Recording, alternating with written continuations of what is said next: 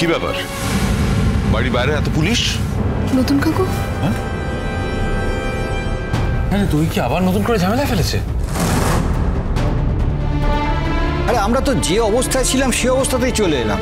দাদা বৌদি তো কোনো আপত্তিই শুনলো না, তাই যে কোনো রকমে চলে এলাম। মেয়েটার আমার কি হাল করেছে নিজের চোখে না দেখলে তো বুঝতে পারবো না, সেই জন্য চলে এলাম।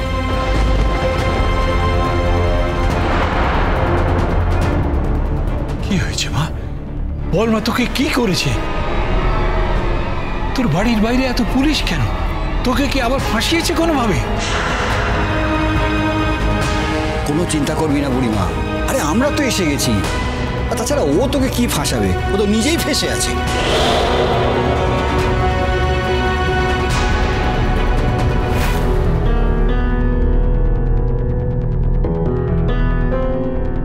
বুঝতে পারছি আপনারা ওর আত্মীয় কুটুম, কিন্তু আমরা ওদের অ্যারেস্ট করে নিয়ে যাব। You are under arrest. Arrest? Arrest কি? অ্যারেস্ট ওয়ারেন্ট কোথায় আপনাদের? হ্যাঁ, অ্যারেস্ট ওয়ারেন্ট? না না, আমার মা কোথাও যাবে না। আমার মা ছাড়া কেউ নেই। প্লিজ তোমরা কেউ নিয়ে যাও না আমার মাকে। আমার মা কোথাও যাবে না, কোথাও না। না না না,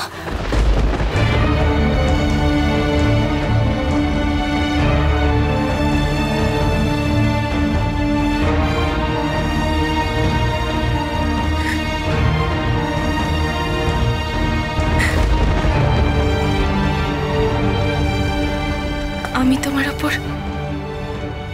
অনেক অন্যায় করেছি, অনেক ভুল করেছি, কিন্তু কি জানো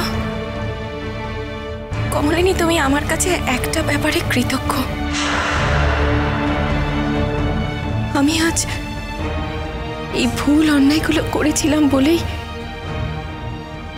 তুমি বেঁচে গেছো।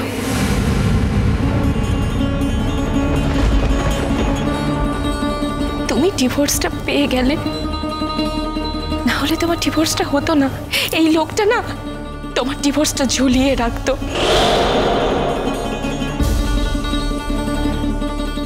আমি হয়তো সত্যিই খুব খারাপ মানুষ,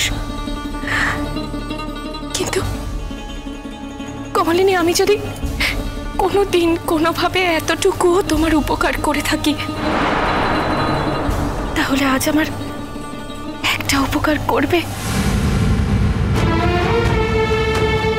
আমি যতই খারাপ মানুষ হই, বিশ্বাস করো, আমি আমার এই মেয়েটাকে না নিজের থেকেও বেশি ভালোবাসি, অনেক ভালোবাসি।